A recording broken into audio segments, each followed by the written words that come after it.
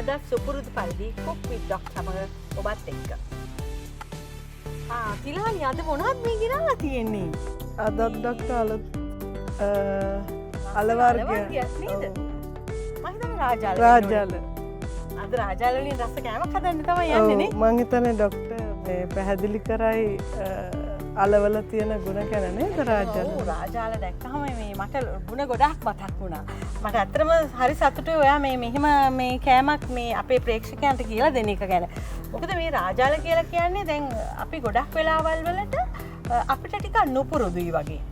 මොකද මේ අපි ගොඩක් වෙලාවට ආල ඒ වගේ විශේෂ අර්ථාපල් ඕනේ ආහාර පිණිස ගන්න මේ රාජාල දැක්කහම අපිට සමහරක් කට්ටිය මේවා කන්නත් බයයි මේවා කන දෙයක්ද එහෙම නැත්නම් ඇඟට විස දෙයක්ද මේ වගේ අදහස් උගක් අතර තියෙනවා. ඉතින් අපි පොඩ්ඩක් බලමු මේ මොකද මේ රාජාල කියන්නේ අපේ ශ්‍රී ලාංකික අපිට ඉතාම හුරු පුරුදු ආහාරයක්. විශේෂයෙන්ම මේක අපේ රටේ අපිට තියෙන දේශීය අල වර්ගයක් රාජාල.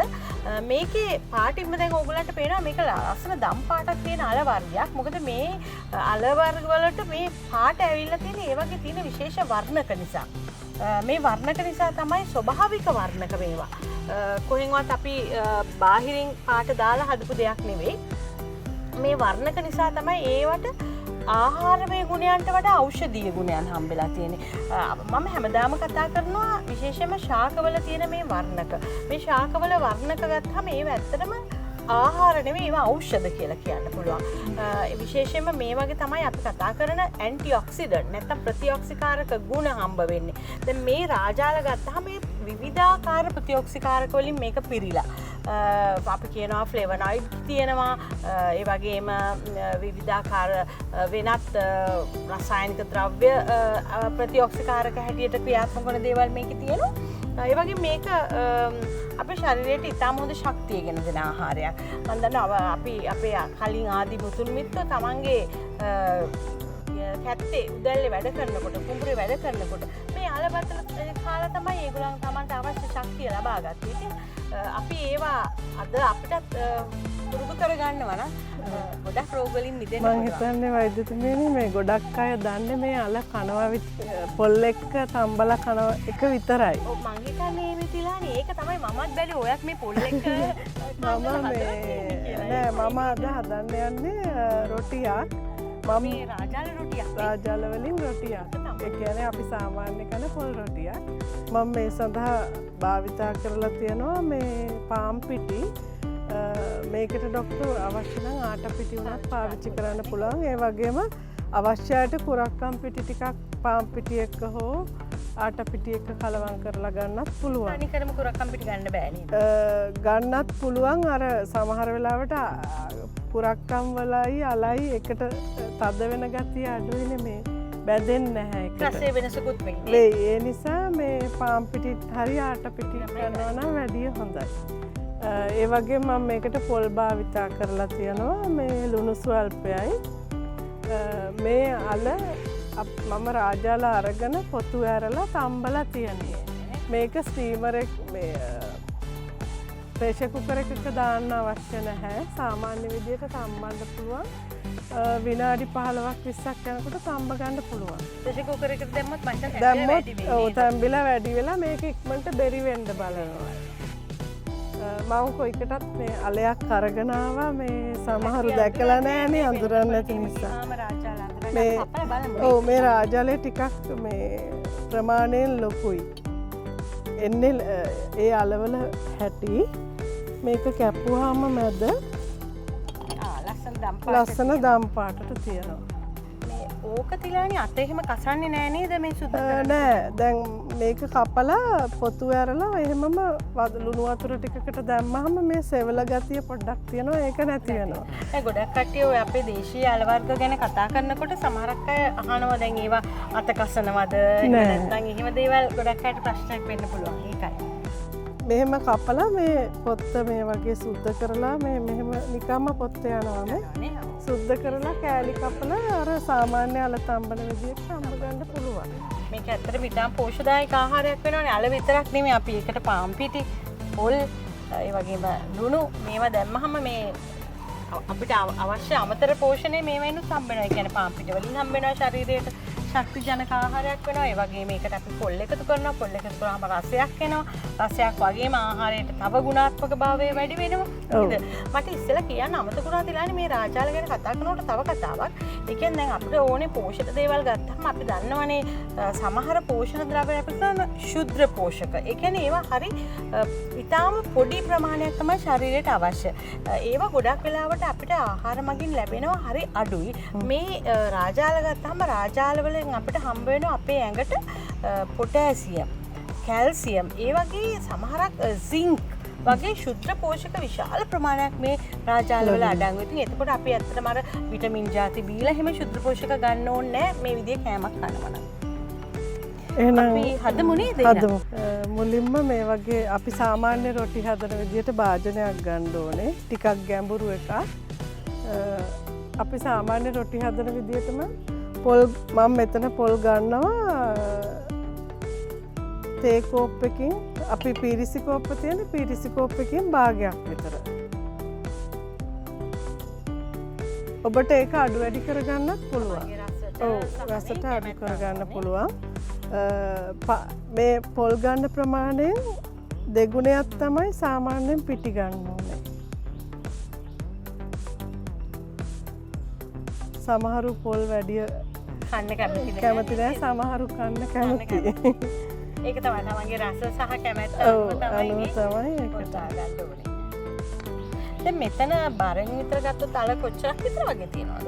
මම නම් මේ අල මේකට අල ගෙඩි ඔය ලොකු අල ගෙඩියක් විතර ප්‍රමාණයක් ඇති වෙයි. ඒක කිරලා මැනලා ගන්න ඕනේ නෑ, අඩු වැඩි කරගන්නත් පුළුවන්. ඊළඟට මම මේ තම්බ ගත්ත අල ඒකම මේකට අපි සාමාන්‍ය විදිහට ලුණු එකතු කරනවා. මේ අල අතින් පොඩි වෙන ගානට තැඹිලානේ තියෙන්නේ. ඒක මෙන්න මේ වගේ මේකටම දානවා පොඩි කරලා. මේක මේ තිලානේ අපිට පුළුවන් නේද තැඹුවාට පස්සේ වෙනමම පොඩි කරගෙන ඒ පොඩ දාන්නත් පුළුවන්. ඔව් පුළුවන්. මම අර වැඩි ප්‍රමාණයක් ගෙනාපු නිසා අවශ්‍ය ටික විතරක් පොඩි කරගෙන.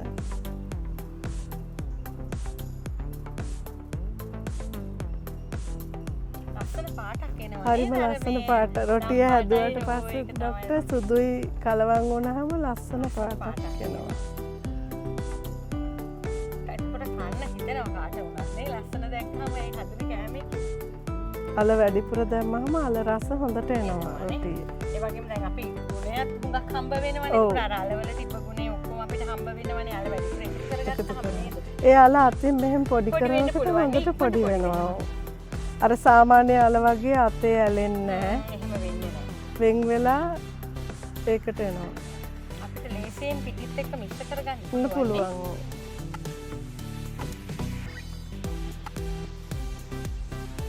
පස්සේ අපි සාමාන්‍ය රොටි හදන විදිහට මේකට වතුර ටික ටික එකතු කරලා ඔව් ඇල් වතුර ටික ටික එකතු කරලා රොටි අනා ගන්නවා.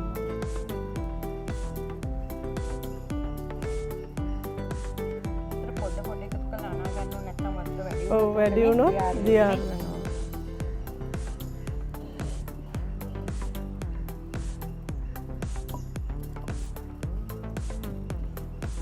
ඒ අතරේ අපි මේ වගේ කැන්ද කොලයක් හරි ඔබට කැන්ද කොලයක් නැත්නම් ලන්ච් ෂීට් එකක් භාවිතා කරන්න පුළුවන්.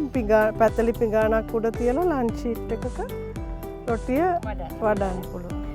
කෙහෙල් කොලයක් බැලුවා කෙසෙල් කොලයකත් පුළුවන් නේද? වඩා හොඳයි අපි කැන්ද කොල හරි කෙහෙල් ඔව් කොල හරි ගන්න. භාවිතා කරනවා නම්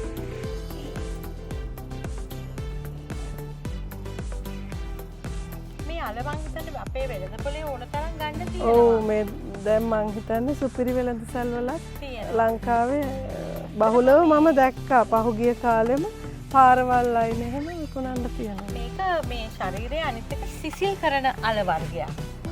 ඒ කියන්නේ දැන් අපි විවිධ ආහාර ගැන කියනකොට මේක ශරීරය උණුසුම් කරනවා, සිසිල් කරනවා වගේ සංකල්පයක් තියෙන්නේ. නමුත් මේ රාජාල ගත්තාම රාජාල කියන්නේ ශරීරය සිසිල් කරන අල වර්ගයක්. ඉතින් මේක දිරවීමට ඉතාම පහසුයි. දිරවීමට ඉතාම පහසු නිසා ඒ කියන්නේ කවුරුත් මේක ගැන මේ බය වෙන්න දෙයක් නැහැ. ඒ කියන්නේ අජීර්ණ ඒ වගේම අර බඩ පුරවලා දෙමින් ඒ විදිහ තත්ත්ව මේ අල වර්ගයේ හින්දා ඇති වෙන්නෙම නැහැ. මම හිතන්නේ අපි වෙන්දක් නම් දන්නේ මේ රාජාල අර තිලානි කලින් කිව්වා වගේ පොල්ලත් එක්ක කන්න විතරයි නේද?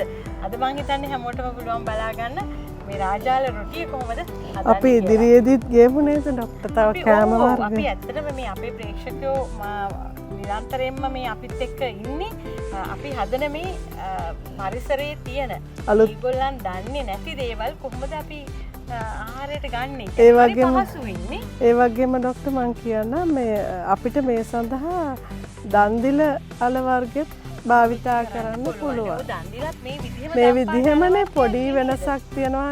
ඒකේ පොඩ්ඩක් මං හිතන්නේ පිටි ගතිය අඩුයි. දන්දිලවල. ඔව්. නිකන් අර දියර ගතිය. නමුත් මේක මේ විදිහට හදන්න පුළුවන් ඒකෙනුත්. ඕන අපේ ප්‍රේක්ෂකයන්ට අලුත් පණිවිඩයක්. ඒ කියන්නේ මේ විදිහටම රොටිය අපිට හදන්න පුළුවන් රාජාල වලින් වගේම දන්දිලත් එක්ක. දන්දිලත් මේ විදිහම දම් පාටින් තියෙන අල වර්ගයක්. දැන් මං රොටි මිශ්‍රණය හදාගත්තා. හදාගත්තකෙන් පොඩි පොඩි කඩලා බෝල ටිකක් හදාගත්තා. එතකොට ලේසියිනේ. එතකොට මේ බෝලයක් අරගෙන මං කිව්වනේ කලින් කැන්ද කොලයකට තෙල් ටිකක් ගාලා ගත්තාම මෙන්න මේ විදිහට තුනී කරගන්නවා. ඇලෙන්නේ නැහැ නේද? ඇලෙන්නේ නැහැ. ලස්සන දම් පාට රොටි. ඔව්. මේක ඔබට අවශ්‍ය ප්‍රමාණයකට හදාගන්නත් පුළුවන්. ඒ කියන්නේ රොටිය ලොකු කරගන්න පුළුවන්, පොඩි රොටි හදාගන්න පුළුවන්. මොකද කොහොමද දැන් අල තැඹිලානේ තියෙන්නේ. මම හිතා දැන් ඔය පොඩි දරුවෝ හැම මේ ටිකක් රොටි කන්න හැම අකමැති නම් මේ විදිහ අල වර්ගයක් දාලා දෙනවා නම් ඒගොල්ලන්ට අනිත් එක පාටටත් නෑ පාටටත් ආසු වෙන්නේ. ලස්සන පාටක් නේ තියෙන්නේ. ඉතින් ඒකින්ද ඉතා කැමැත්තෙන් ඒක කන්න දෙන්න පුළුවන්. ඊට පස්සේ මේ රොටිය අරගෙන මේ විදිහට පොඩ්ඩක් රොටි තැටිය රත් කරලා තමයි මේ රොටිය දාන්නේ. පොඩ්ඩක් ගෑවක් තෙල්. පදම් වෙච්ච රොටි තැටියක් නම් මේ තෙල් ගාන්න අවශ්‍යත් නැහැ. සමහර මම දැකලා තිනවා මේ රොටි අනනකොට මේ තෙල් දානවා ඒකට. ඒක ඇත්තටම අවශ්‍ය නැහැ. මොකද අතේ ඇලෙන්නේ නැහැ. හරියට පදමට වතුර වැඩි කරගන්න නැතුව අනාගත්තාම මේ රොටි වල ඉතින් කොයිතරම් සරල කෑමක් වුණත් මේ අර අනනකොට කොයිතරම් වතුර එකතු කරනවද කියන එක ගැන සැලකිලිමත් වෙන්න ඕනේ. ඒ කියන්නේ වැඩිපුර දාන්න නැතුව චුට්ටු චුට්ටු දාලා අතේ ඇලෙන්නේ නැති පදමට අනාගත්තාම මේ අතේ ඇලෙන්නේ නැහැ.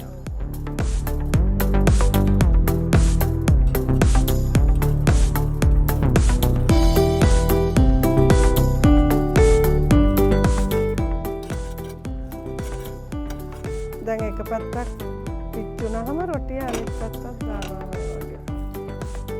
දම් පාටේ වෙනසක් වෙන්නේ නැහැ. වෙනසක් වෙන්නේ නැහැ. රොටිය හැදුවට නිකන් දම් පාට වෙනස් වෙන්නේ. අවශ්‍ය නම් කුරක්කම් පිටි ටිකකුත් දාන්න පුළුවන්. කුරක්කම් පිටිත් ඒ පැහැයනේ. ඔව්. ඒකත් ගොඩක් නෙමෙයි. ටිකක් මේ සැහන්දක් වගේ දාගන්න පුළුවන්. රසය දැනෙන්නනේ. ඔව් කුරක්කන් දැම්මම පොඩ්ඩක් කුරක්කන් රහ එනවා.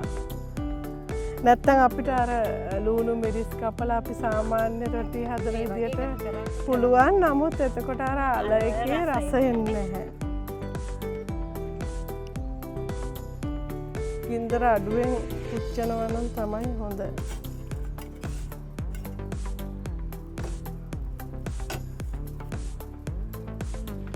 ඔබට පේනවා ඇති මේ ලස්සන දම් පැහැයට.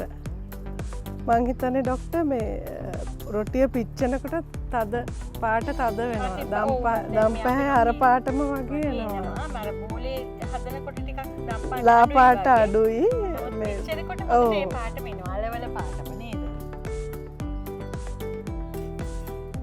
ගොඩක් කර කරන්නත් අවශ්‍ය නැහැ. මොකද දැන් අපි තඹපු අලනේ දාලා තියෙන්නේ මෙතන.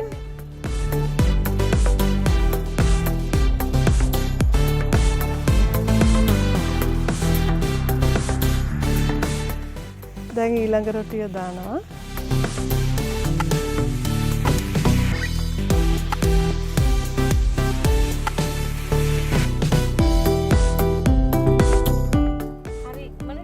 ඉක්මනට හදාගන්න පුළුවන්. හැමදාම කන පොල් රොටියට වඩා මේ විදිහට වෙනසක් නේ. වෙනසක් රස වගේම ගුණයි. තියෙනයි. ඔබතුමිය කිව්වා වගේ අර දරුවන්ටත් මේ පාට දැක්කහම ආස වෙනවා. කන්න කැමති වෙනවා. දැන් රොටි 3ක් හදලා අවසానයි. දැන් ඉතින් ඔබතුමියට රස බලන්න තමයි තියෙන්නේ. ඇත්තටම අපේ ප්‍රවීණ ශුපෝයේදිනී තිලානි මහත්මිය මට නම් ඊටාම රසවත් පාට පේන රොටියක් හදලා තියෙනවා. මේක ඊටාම ගුණාතින් නම් ඊටාම ඉහළයි. මේක ඕනෑම කරියක් එක්ක කන්න කන්න පුළුවන්. පුළුවන්. මම මේක රස බලලා කියන්න කොහොමද කියලා.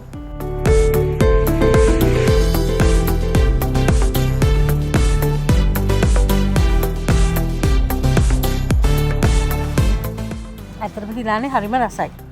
අල රස එනවානේ. අල රස හොඳට දැනෙනවා. ඒ කියන්නේ සාමාන්‍යයෙන් අපි පාන් පිටි වලින් හදපු රොටි වලට වඩා වෙනස් රසයක් තියෙනවා. මේක ඊටාම රසවත් රොටියක්. මම හිතන්නේ ඔයාලට ගෙදරදී හදලා දෙන්න පුළුවන්. පොඩි බබාලා කෑම කන්න හැමදාම වද කරනවා. ඒ වගේ අයට මේක හදලා දෙන්න පුළුවන්. කැමති ඕනම ව්‍යංජනයක් එක්ක මේක රස බලන්න පුළුවන්. අපි අද කතා කරේ හැමදාම අපි කන පාන් පිටි වලින් හදන රොටි වලට වඩා වෙනස් රොටි වර්ගයක්. රාජාල මිශ්‍ර කරගෙන හදපු රොටියක්. අපි ඒ රොටියට කියමු රාජාල රොටි කියලා. ඇතරම මේ රොටිය දැන් මම හිතන්නේ ඔබලා ඉතින් මුලින් නැරඹුවා. ඊටාම රසවත් රොටියක් බව මම පැවසුවා. ඒ වගේම මේකේ රාජාලවල ගුණ ගැන අපි මුලින්ම කතා කරා. මේක ලොකු කුඩා මහලු ભેදයක් නැතුව ඕනෑම කෙනෙකුට පාවිච්චි කරන්න පුළුවන් ඊටාම ගුණවත් ආහාරයක් කියලා මට කියන්න පුළුවන්. ඒ හින්දා වෙළඳපොලින් බීලා රාජාල අරගෙන මේ විදිහ රොටියක් හදලා ඒකේ රස ගුණ ඔබලාට විඳ ගැනීමට මම හිතන්නේ ඉදිරියේදී කටයුතු නිවසේදී කටයුතු කරනවා නම් වඩා හොඳයි. අපි ඉතින් ඊළඟ සතියේත් හම්බ වෙමු. මේ වගේ ඉතාම පෝෂණයෙන් යුක්ත කෑමක් හදාගෙන අපි දෙන්න ආයිමත් එනවා. cook with Dr.